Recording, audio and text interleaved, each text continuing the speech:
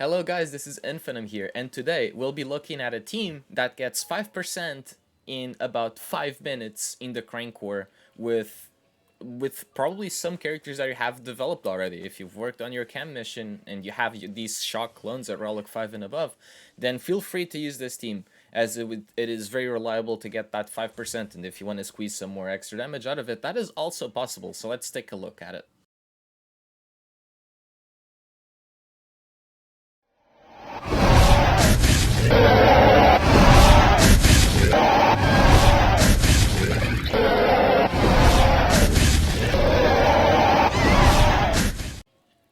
Alright, so despite all of those issues that you saw earlier in that intro, we do have the winning run eventually, or a run where we actually did something decent. So we do want to have the Devour available from the Rancor, so we don't sacrifice any character, and you want the target of that Devour to be either Rex, Echo, or Arc, given that the stats from 5s will be buffed over to the other clones. That is one important thing in the mechanic here, and here I'm just an absolute sweat, and I just saved the starting damage, which was that. So here, it kind of matters who you give the turret. It doesn't matter who you give the turret to, it matters somewhat when you use it. And sometimes you can prioritize the basic in case you think Echo isn't dazed or something, in case that's an issue, because you don't really want Echo to be assisting. You want the Rancor to get as least third beater as possible. And let's keep going here. We can use some basics, and the idea here is we don't do the AoE. We want the door to fall down later, and we're going to try to be as I'd say as greedy as possible in this situation. So instead of destroying the door at this very moment, we're going to wait until the Rancor does a lot of damage over on our clones, so they can just it gets us closer to the second Rexolite, which is ultimately the goal of the team. A third Rexolite was very easy with the setup before the Rancor changes, but here I decide to not play too risky at all. Let's go for the AoE here. We actually get a little bit of extra damage there. Kind of sucks that I have to give up on the Rexolite here, but only Rex is going to take a turn before the Rancor. So we squick in that basic, and we just try to do as much damage as possible to the Rancor.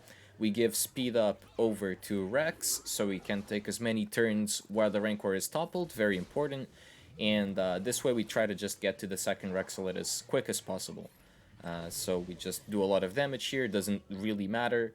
And afterwards, when the Rancor leaves the topple, so here I believe I still heal up. Yeah, I still heal up Shaak T, so she can stay alive for a little bit longer. Probably she dies if I remember this correctly. But the goal is, we're one turn away from Rexel. We have 4 very healthy people. Usually, you're very fine to go get the Rexolite.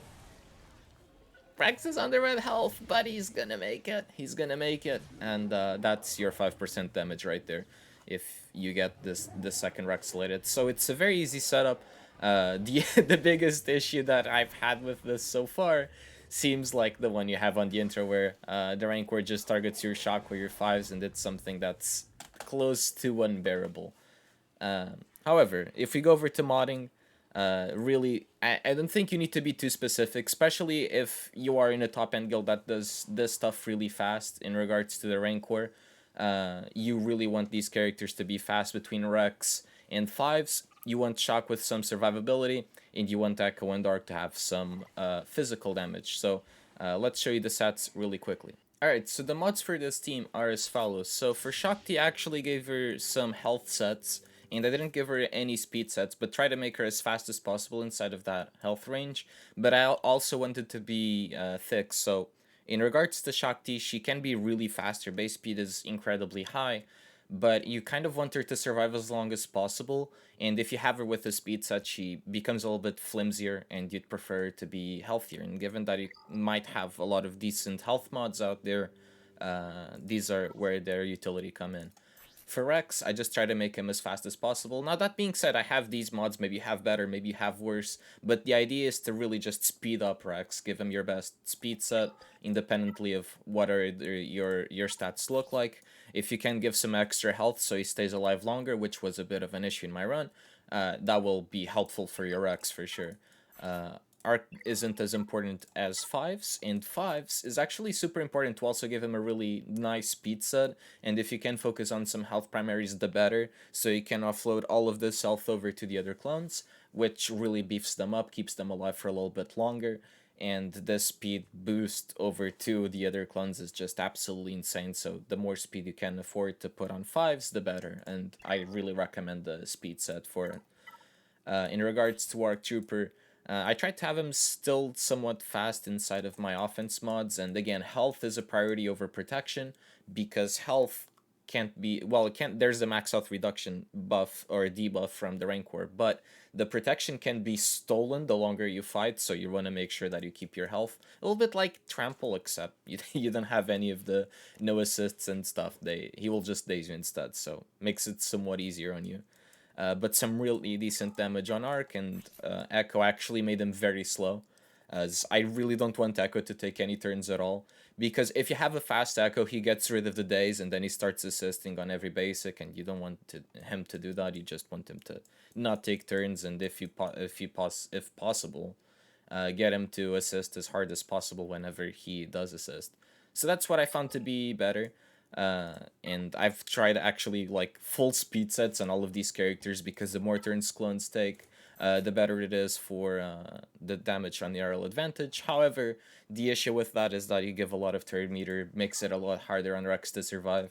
And this way I found it to be the most consistent. It's given me some really proven results, and always happy with this team. And if I'm under pressure, and there is particularly a time pressure, and I need to squeeze out some damage, I know that this team is the way to go. So hopefully it helps you out. If you like this video, please leave it a like. And if you want to be tuned for more stuff, please leave a subscribe. Would really appreciate it. And that'll be all for today. See you all soon.